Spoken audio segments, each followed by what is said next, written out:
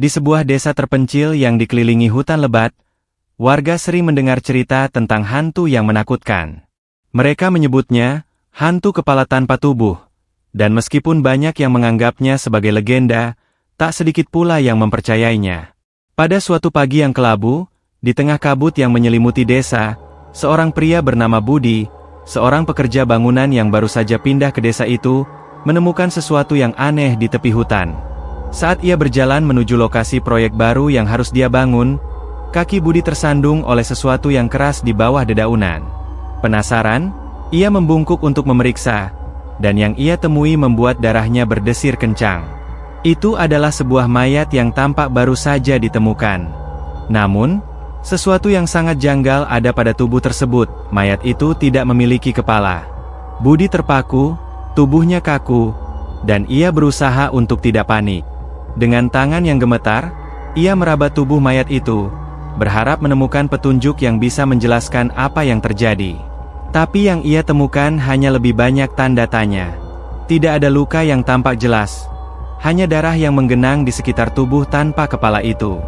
Tidak ada identitas pada mayat tersebut. Budi berlari kembali ke desa untuk memberitahu kepala desa dan polisi setempat. Ketika tim polisi datang ke tempat kejadian, mereka mulai menyelidiki lebih lanjut. Salah satu polisi mengamati area tersebut dengan cermat dan menemukan sebuah jejak kaki yang tampaknya tidak terdeteksi oleh Budi. Jejak itu mengarah ke hutan yang lebih dalam, tetapi tidak ada satupun yang bisa memastikan siapa yang meninggalkan jejak itu. Satu hal yang jelas, mayat tanpa kepala ini adalah sesuatu yang jauh lebih besar daripada sekadar pembunuhan biasa. Budi merasa seperti ada sesuatu yang mengawasi setiap gerak-geriknya. Setiap langkahnya, setiap pandangannya, dan bahkan setiap napas yang ia ambil seakan terasa berat dan penuh ancaman. Meskipun ia baru tiba di desa itu beberapa minggu yang lalu, Budi merasa bahwa kejadian ini sudah lebih dulu terjadi. Ada sesuatu yang tak beres di desa ini, sesuatu yang lebih kelam dari yang bisa ia bayangkan. Kepala desa, Pak Iwan, yang juga mendengar cerita tentang penemuan ini, merasa cemas. Ia tidak ingin isu ini menyebar lebih jauh karena khawatir akan mempengaruhi kehidupan warga desa. Namun, kekhawatiran Pak Iwan bukan hanya tentang reputasi desa, melainkan ada sesuatu yang lebih mengerikan yang ia ketahui. Sesuatu yang berhubungan dengan masa lalu kelam desa ini. Pak Iwan mengundang Budi untuk berbicara empat mata di rumahnya. Mereka duduk di ruang tamu kecil dengan pencahayaan yang temaram. Meski suasana sepi, udara terasa sangat berat. Di luar, hujan mulai turun deras, menambah kesan mencekam yang melingkupi rumah Pak Iwan. Setelah beberapa saat terdiam, Pak Iwan akhirnya membuka suara. "Budi, aku ingin kau tahu bahwa desa ini bukan desa biasa," kata Pak Iwan dengan suara berat, seolah-olah mempertimbangkan setiap kata yang ia ucapkan. "Ada sesuatu yang sangat gelap di sini. Ini bukan kali pertama hal semacam ini terjadi." Budi yang masih tertegun mendengarkan dengan seksama, mencoba menyelami setiap kata yang diucapkan oleh Pak Iwan. "Maksud Pak Iwan apa? Apa yang sebenarnya terjadi di desa ini?" tanyanya, mencoba mencari jawaban dari kegelisahan yang mulai merasukinya. Pak Iwan menatapnya dengan mata yang penuh kecemasan. Ia berdiri, mengambil sebuah kotak kayu tua yang terletak di atas meja. Kotak itu tampak usang, tergores dan penuh debu, seakan-akan menyimpan rahasia yang sudah lama terlupakan. Dengan hati-hati, Pak Iwan membuka kotak tersebut dan mengeluarkan sebuah buku usang. Buku itu tampak sangat tua, sampulnya robek, dan kertas-kertasnya sudah menguning. Ia meletakkan buku itu di meja, membuka halaman pertama yang penuh dengan tulisan tangan yang hampir tidak bisa dibaca. "Ini adalah catatan-catatan lama dari pendahulu kita," kata Pak Iwan, sembari menunjukkan buku itu kepada Budi. "Desa ini memiliki sejarah yang kelam. Dulu, desa ini dikenal sebagai tempat yang penuh dengan kekuatan gaib dan ritual-ritual yang sangat mengerikan." Budi menatap buku itu dengan bingung. "Apa maksud Pak Iwan dengan kekuatan gaib dan ritual-ritual itu?" tanyanya, merasa ada sesuatu yang sangat mengerikan dalam cerita ini. Pak Iwan memulai cerita dengan suara pelan, seolah-olah takut jika ada yang mendengarnya. "Dulu, di desa ini ada seorang pemimpin yang sangat dihormati oleh semua orang, Mbah Darmi namanya. Dia adalah seorang dukun sakti yang dipercaya bisa berkomunikasi dengan roh-roh dan makhluk halus. Namun, kekuatan Mbah Darmi itu tidak hanya untuk kebaikan. Dia melakukan ritual-ritual yang sangat gelap, termasuk pengorbanan manusia. Kepala manusia adalah bagian penting dalam ritual itu. Dulu, orang-orang yang dianggap tidak berguna atau musuh dari Mbah Darmi akan dipenggal kepalanya untuk dipersembahkan pada roh-roh yang akan memberinya kekuatan lebih besar. Budi terdiam mendengar cerita itu, perasaan takut mulai menyelimuti dirinya. Apakah Pak Iwan mengatakan bahwa itu yang terjadi pada mayat yang ditemukan tadi? Tanyanya dengan suara gemetar. Pak Iwan mengangguk pelan. Iya, Budi. Mbah Darmi hilang beberapa puluh tahun yang lalu. Tapi ritual-ritual itu masih berlangsung. Ada yang mengatakan bahwa kepala-kepala yang dipersembahkan itu menyimpan energi tertentu yang bisa membangkitkan kekuatan besar. Setiap kali ada orang yang mencoba untuk menggali lebih dalam tentang masa lalu ini, mereka akan dihadapkan dengan kutukan yang tak bisa dipahami. Mereka yang berani mengungkapkan kebenaran akan menjadi korban berikutnya. Budi merinding mendengar penjelasan Pak Iwan. Keringat dingin mulai mengalir di punggungnya, dan rasa takut yang mendalam mulai merasuki tubuhnya. Ia merasa bahwa ia telah terjerat dalam sebuah permainan yang sangat berbahaya, permainan yang tak dapat dimenangkannya. Pak Iwan menatap Budi dengan tajam. Ada satu hal lagi yang perlu kau tahu, Budi, katanya pelan. Jika kau tetap bertahan di sini, maka kau akan menjadi bagian dari misteri ini. Waspadalah. Karena kutukan Mbah Darmi tidak akan berhenti hanya karena seseorang ingin melarikan diri. Budi mulai merasa terperangkap. Ia tidak tahu apakah ia harus meninggalkan desa itu, atau tetap tinggal untuk mencari tahu lebih banyak. Namun, satu hal yang ia tahu pasti, ada sesuatu yang sangat buruk yang sedang mengintainya, dan hal itu sudah mulai mendekat. Pak Iwan duduk kembali di kursinya dengan napas yang berat. Ia merasa bahwa Budi perlu mengetahui lebih banyak tentang desa ini jika ia ingin bertahan hidup. Desa ini, Budi, dulu bukan seperti sekarang, kata Pak Iwan dengan suara pelan, seolah-olah sedang membuka sebuah lembaran yang sangat kelam dalam sejarah panjang desa ini. Dulu, desa ini terkenal karena kekuatan gaib yang dimiliki oleh Mbah Darmi. Tetapi apa yang orang-orang tidak tahu adalah, ia tidak hanya menguasai ilmu hitam, tetapi juga memiliki jaringan yang sangat kuat. Ia tidak bekerja sendirian. Budi mendengarkan dengan penuh perhatian. Suasana semakin tegang, udara di dalam ruangan terasa semakin berat. Luar biasa. Meskipun Pak Iwan berbicara pelan, kata-katanya seperti menyentuh bagian terdalam dari ketakutannya. Mbah Darmi bukan hanya seorang dukun. Ia adalah pemimpin yang memiliki pengikut setia yang menjalankan ritual-ritual gelap.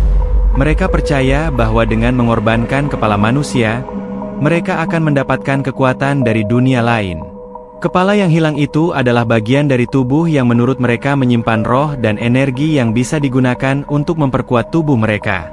Para pengikutnya menganggap itu sebagai jalan menuju keabadian, kata Pak Iwan dengan suara yang semakin berat. Budi mencoba memahami apa yang dikatakan oleh Pak Iwan, tetapi ia masih merasa kebingungan. Apakah maksud Pak Iwan, mereka membunuh orang untuk mendapatkan kekuatan itu? Pak Iwan mengangguk. Iya, mereka melakukan itu. Setiap pengorbanan dilakukan dengan sangat hati-hati. Mereka tidak sembarangan memilih korban.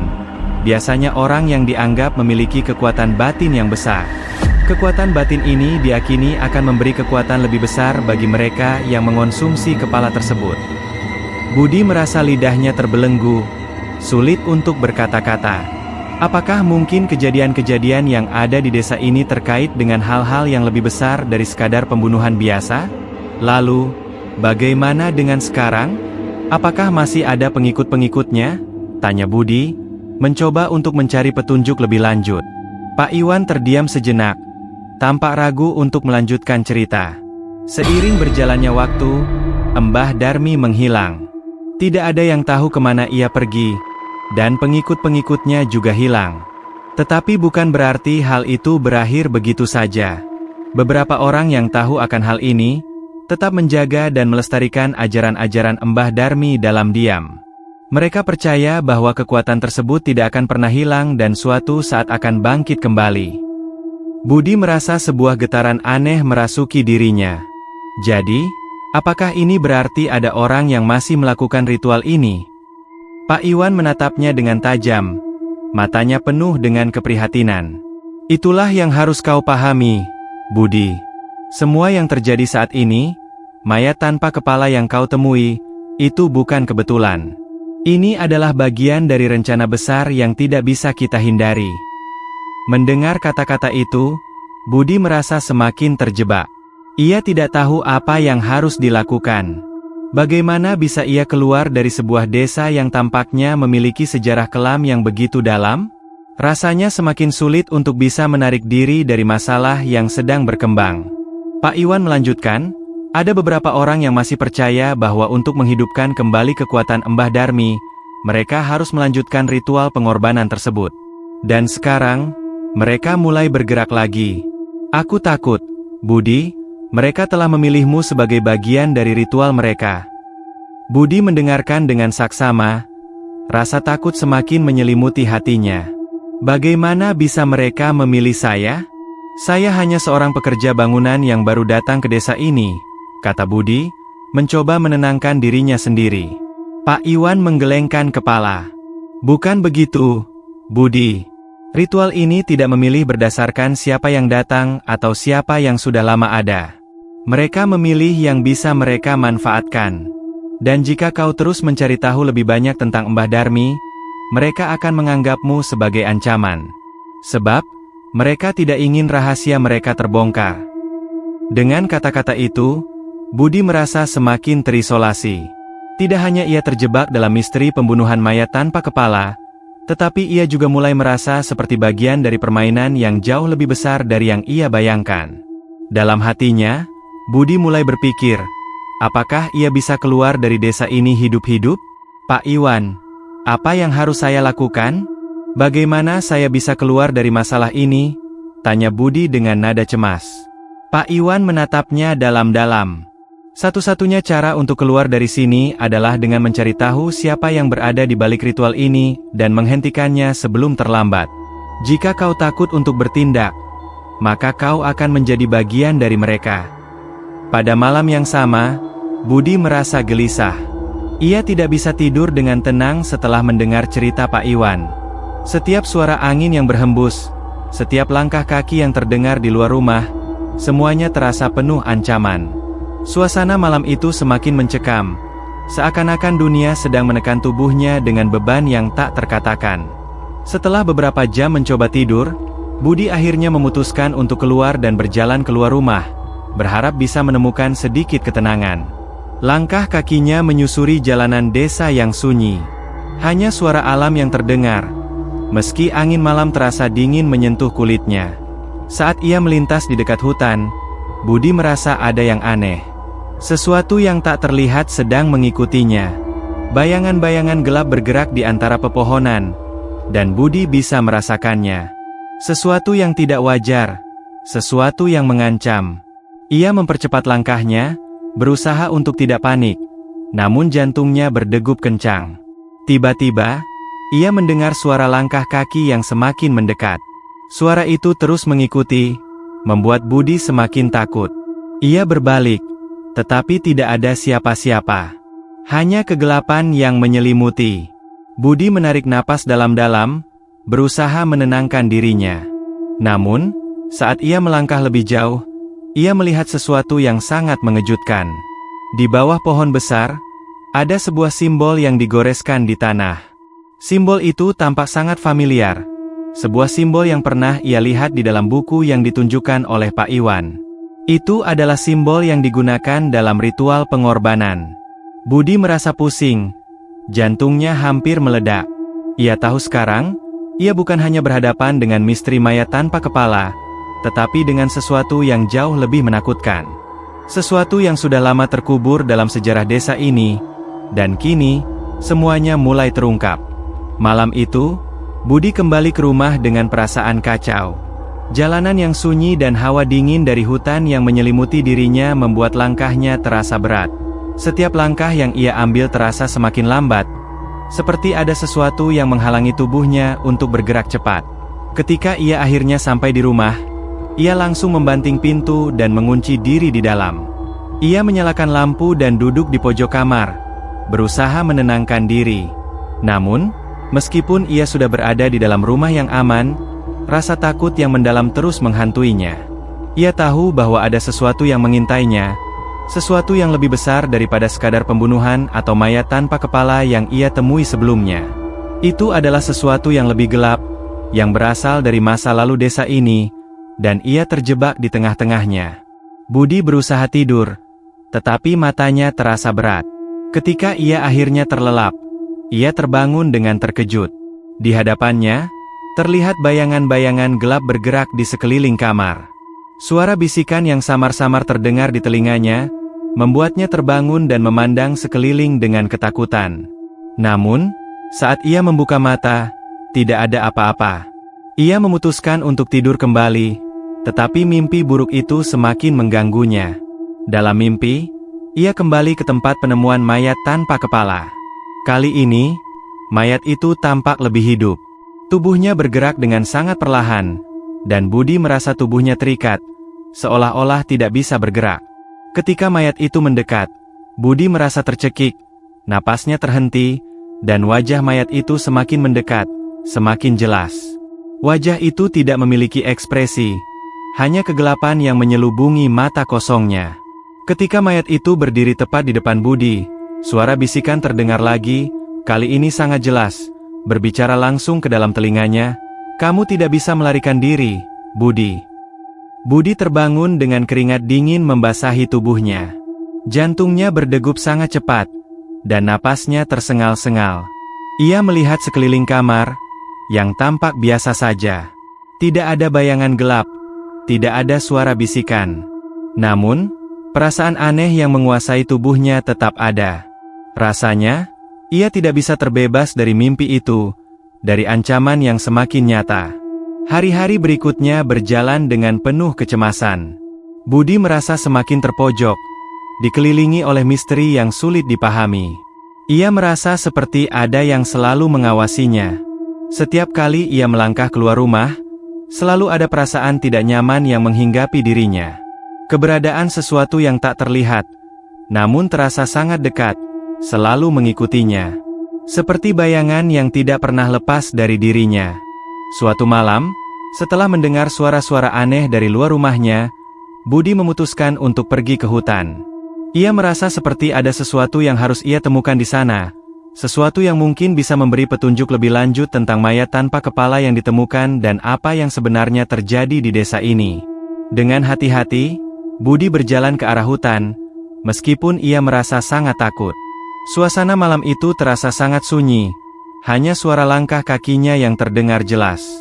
Namun, semakin ia berjalan masuk ke dalam hutan, semakin berat perasaan yang menguasainya. Ia merasa seolah-olah ada sesuatu yang mengikutinya, tetapi ketika ia berbalik, tidak ada siapapun. Hanya kegelapan yang menutupi seluruh pandangannya.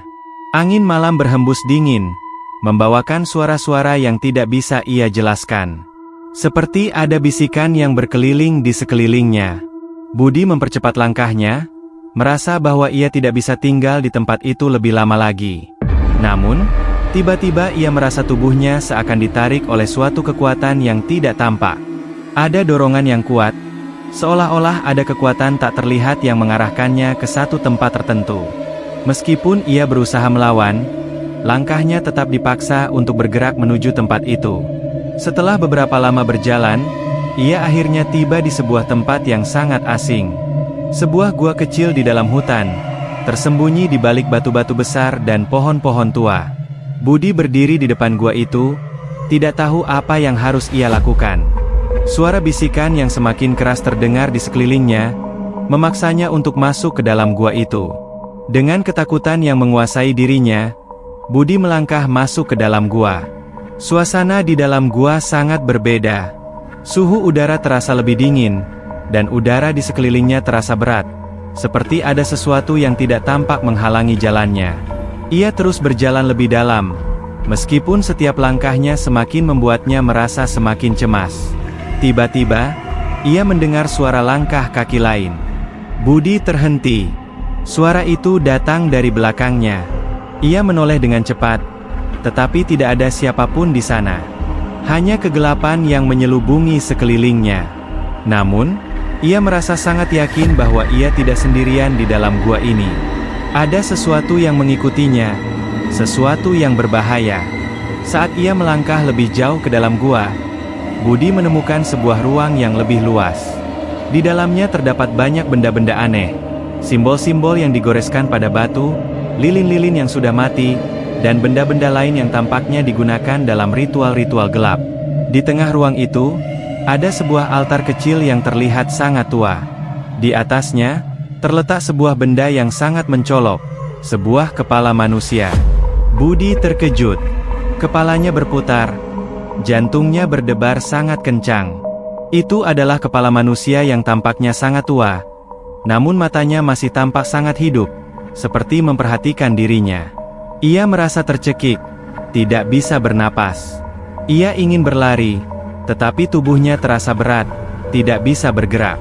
Keringat dingin mengalir di seluruh tubuhnya, dan perasaan terperangkap semakin mencekam. Suara bisikan itu semakin keras, hampir tidak bisa ia tahan. "Kau telah datang, Budi," suara itu terdengar lagi. "Kau adalah bagian dari kami sekarang." Budi menutup matanya, berusaha untuk tidak mendengarkan suara itu. Namun, saat ia membuka matanya, ia melihat bayangan gelap bergerak cepat, menuju ke arahnya. Itu adalah bayangan yang familiar. Bayangan mayat tanpa kepala yang ia temui di awal. Budi merasa tubuhnya tidak bisa bergerak, dan pada saat itu, ia menyadari satu hal yang sangat mengerikan. Mayat tanpa kepala itu bukanlah sesuatu yang biasa. Itu adalah perwujudan dari sesuatu yang jauh lebih kuat. Sesuatu yang terikat dengan kutukan yang tak dapat dilepaskan. Dan kini, ia menjadi bagiannya. Budi terhenti di depan altar itu, tubuhnya terbalut ketakutan yang mendalam. Kepalanya berputar-putar, jantungnya berdegup kencang, dan keringat dingin menetes dari dahinya. Mayat tanpa kepala yang sebelumnya ia temui kini tampak lebih nyata, lebih hidup, bergerak pelan menuju dirinya dengan langkah yang tidak wajar. Bayangan itu tampak semakin jelas. Matanya yang kosong dan tanpa ekspresi menatap Budi, seolah menyuruhnya untuk mengikuti. Suara bisikan itu kembali terdengar di telinga Budi, kali ini lebih jelas, lebih dalam, menggetarkan tulang sumsum. "Kau telah datang. Kau tak bisa kembali. Semuanya sudah dimulai. Semua yang hilang, kini akan kembali." Kaki Budi terasa seperti tertanam dalam tanah. Setiap kali ia berusaha untuk bergerak, tubuhnya seakan tak mampu bergerak. Rasanya seperti ada kekuatan tak tampak yang mengikatnya pada tempatnya, membuatnya terperangkap dalam lingkaran yang tidak bisa ia hindari. Mata Budi mengarah pada kepala manusia yang terbaring di atas altar. Kepala itu tampak sangat tua, kulitnya mengerut, dan rambutnya hampir tidak ada. Namun, meskipun tampak tak bernyawa, ada sesuatu yang membuat Budi merasa bahwa kepala itu masih memiliki kekuatan yang sangat besar. Matanya yang kosong itu seperti bisa melihat ke dalam dirinya, menembus seluruh ketakutannya. Perasaan cemas dan bingung semakin menguasai Budi. "Apa yang terjadi di sini?" ia berteriak. Namun suaranya tenggelam dalam keheningan gua yang mencekam. Kemudian, segerombolan bayangan muncul dari kegelapan gua. Mereka bergerak cepat, seperti para roh yang sudah lama hilang, sekarang kembali bangkit untuk menuntut balas. Suara mereka bercampur aduk, terdengar seperti gerutuan, bisikan, dan teriakan yang tak terdengar jelas. Budi berusaha keras untuk melepaskan diri, namun tubuhnya tetap tak bisa bergerak. Ketakutan yang menguasai dirinya semakin kuat. Ia merasa seolah-olah ia berada di ambang kematian, dipaksa untuk menghadapi sesuatu yang tidak bisa ia lawan. Ia sudah tahu, ia tidak akan keluar dari sini hidup-hidup, kecuali jika ia menemukan cara untuk mengakhiri kutukan ini. Seketika, tubuh Budi merasa terangkat, dan ia dilarikan ke arah altar. Mayat tanpa kepala itu berdiri di hadapannya, seolah menunggu. Budi merasakan sentuhan dingin yang datang dari bayangan itu, seperti tangan yang tak kasat mata memegangnya erat, menahannya di tempat itu. Kepala manusia yang terletak di altar itu mulai bergerak, seolah-olah hidup kembali. Mata kosongnya perlahan membuka, Dan tubuh Budi merasa seakan digerakkan oleh kekuatan yang lebih besar dari dirinya sendiri. Bayangan-bayangan lain mulai mendekat, mengelilinginya, membentuk lingkaran yang semakin rapat. Tidak ada jalan keluar. Tiba-tiba, suara keras menggema di dalam gua. "Kau tak akan lepas begitu saja, Budi." Suara itu terdengar, lebih dalam dan lebih menggetarkan. Budi tertegun, merasa seluruh tubuhnya hampir meledak karena rasa takut yang luar biasa. Sosok di hadapannya berubah. Itu bukan lagi mayat tanpa kepala yang ditemui sebelumnya. Kini, itu adalah wujud dari Mbah Darmi, dukun yang selama ini menjadi pusat dari segala kekuatan gelap di desa ini. Mbah Darmi menatap Budi dengan tatapan tajam. "Kau telah menggali rahasia yang seharusnya tetap terkubur. Dan sekarang, kau akan membayar atas kesalahanmu," katanya. Suaranya menggema di seluruh gua, menggetarkan setiap sudut.